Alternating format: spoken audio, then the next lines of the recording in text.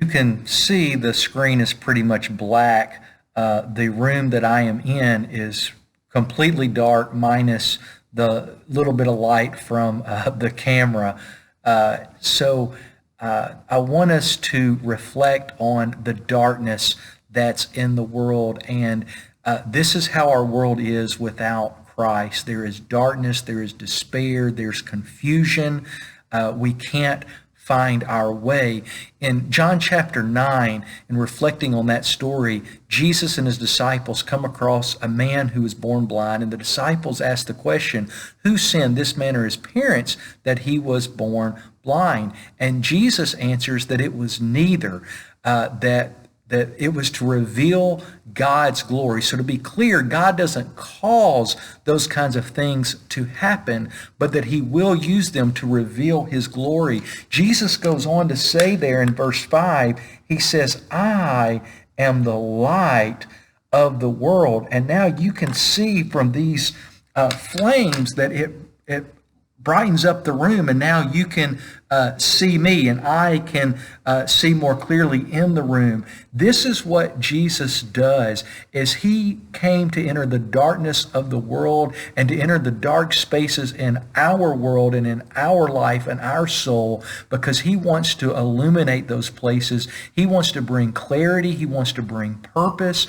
And those spaces in our life and in our world, in our relationships, in conflict, those are the places that when we allow the light to enter, that they can give the most glory to God. So I don't know what it is for you, what's a place of pain, a place of confusion, a place of questions. Why did this happen? Why is this happening? When will this end? What is the purpose?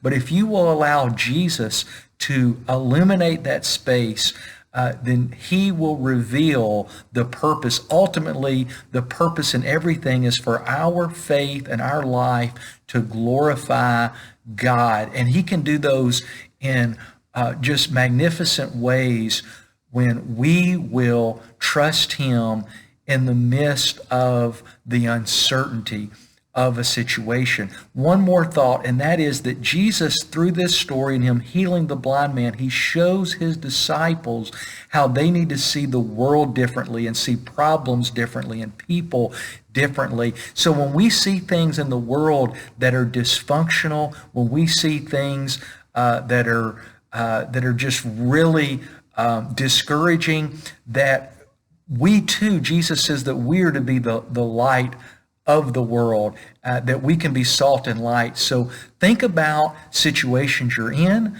and people that you are currently encountering, and how you can be the light of Christ, and how you can shine in the situation to bring hope, to bring peace, to bring love and mercy and goodness, and to bring optimism and to bring positivity to a person or persons, to a situation, to help bring the healing nature of Christ, to bring the light of Christ, and to glorify God.